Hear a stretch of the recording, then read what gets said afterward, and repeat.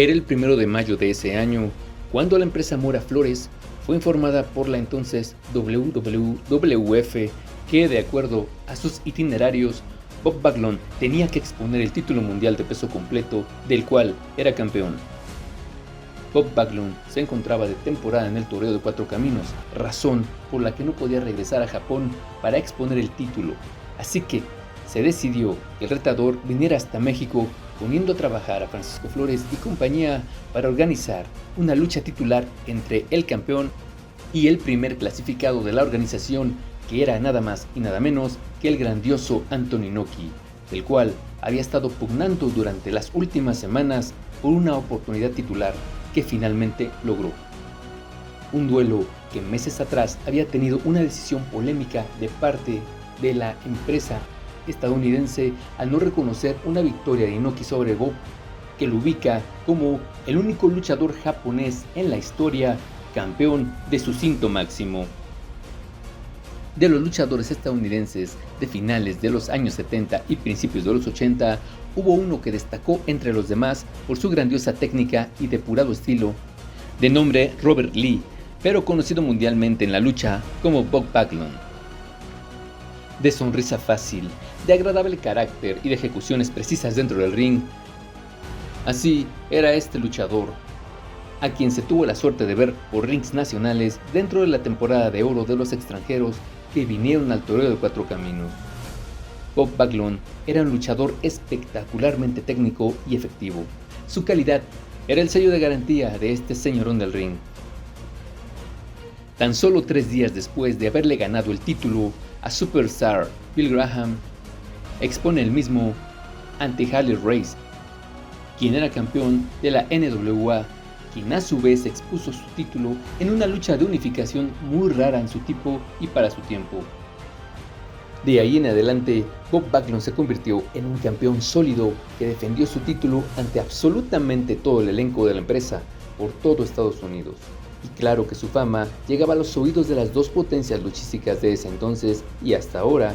que son Japón y México, siendo la New Japan Pro Wrestling quien lo lleva a Japón, ya que Inoki deseaba mostrarle a su gente que era superior a la estadounidense. En la New Japan, a Backlund le siguieron encuentros contra Inoki y también hizo pareja con él varias ocasiones, hasta llegar a una lucha de título mundial en la que el japonés se impuso a Backlund. Esto ocurrió el 30 de noviembre de 1979, pero como la New Japan solamente tenía contratado a Bob Backlund por 2 semanas, el organismo estadounidense decidió no registrar esta victoria de Inoki sobre Backlund hasta que terminara su contrato.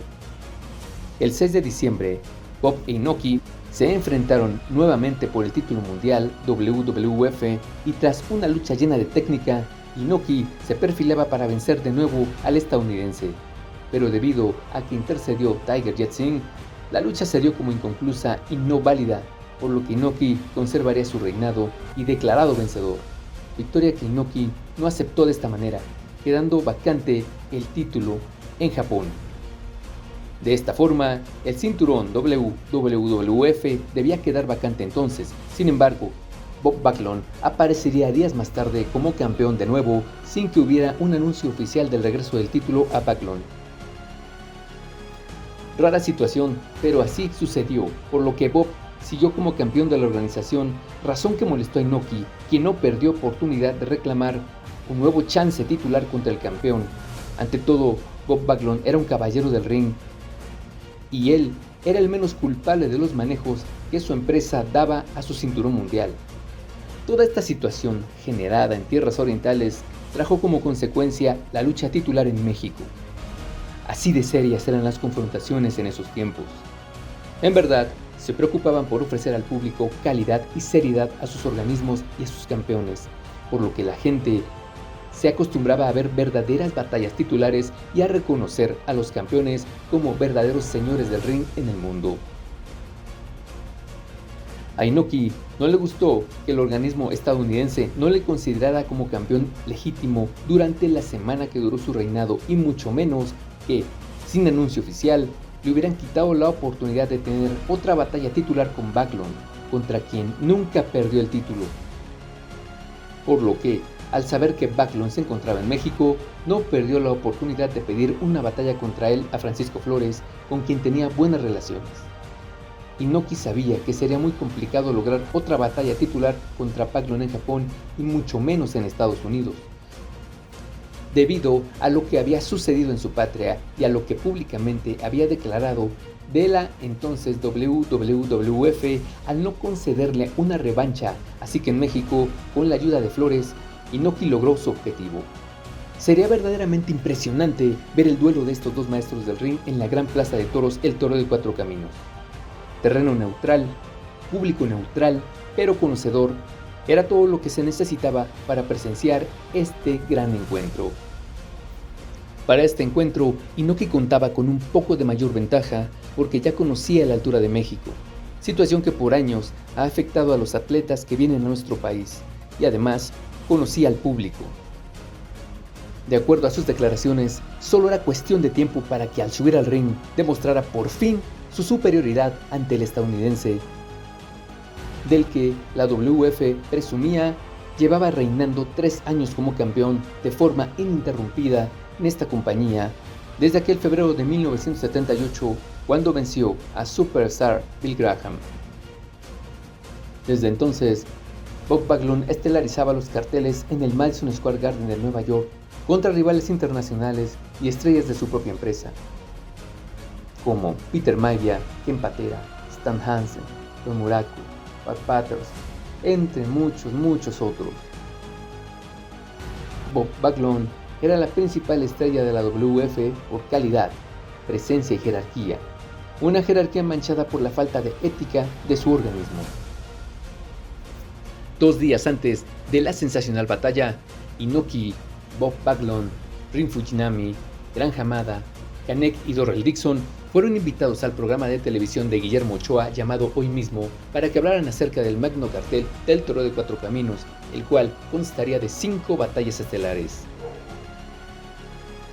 El Toro de Cuatro Caminos lució con algunos huecos en las gradas debido a que la lluvia no cesaba antes de comenzar la función ese día,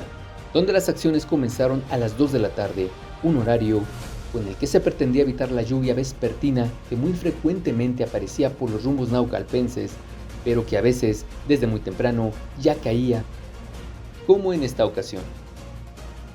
Un ingrediente extra y muy atractivo fue el tener la presencia de Lou Thesz como referee especial para la internacional batalla, aprovechando su estancia en nuestro país. Anthony Inoki y Bob Backlund, como de costumbre, se presentaban con las formalidades y seriedad requeridas ante un público que apoyaba en igual manera a ambos, pues su calidad traspasaba las fronteras. El título WWF se exponía por vez primera en México, pero 2 años antes, un mexicano muy conocido en la década de los años 70 había sido retador a este cinto. El gemelo Diablo II fue tremendo retador para Bob el 12 de enero de 1979 en el Grand Olympic Auditorium de Los Ángeles, lugar donde habitualmente los nuestros hacían sendas campañas.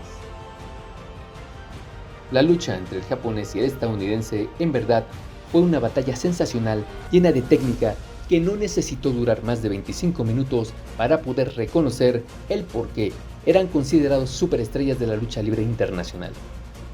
Todo lo resolvieron al centro del ring en las 2 primeras caídas.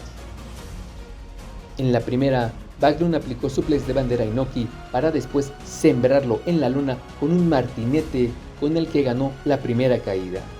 Recordemos que este castigo no era prohibido en nuestro país ni en ningún otro más. El japonés no permitía que se le insultara de esa forma, por lo que se empleó a fondo en la intermedia, castigando una y otra vez las piernas del estadounidense hasta lastimárselas, luego patada a la nuca, y con esto Bob perdió la segunda caída. Para la tercera, Inoki no esperó mucho para volver a lastimar las piernas del rubio alegre hasta aplicarle la figura 4, que Bob intentó durante 5 minutos romper sin lograrlo.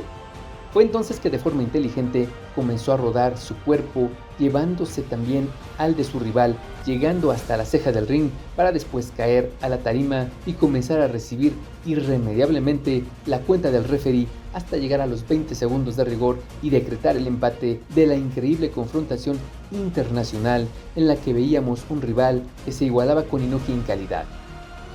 Bob Backlund bajó del ring cojeando por el insistente castigo a las piernas que el monstruo oriental le propinó. Finalmente, Inoki no pudo con la técnica y resiedumbre de Bob Backlund, quien le había demostrado ser un gran campeón, digno del cinturón WWF, además de romper con el estereotipo de luchador gringo, lento, pesado y soso que solo tiraba golpes, creencia muy arraigada entre los aficionados mexicanos hasta nuestros días.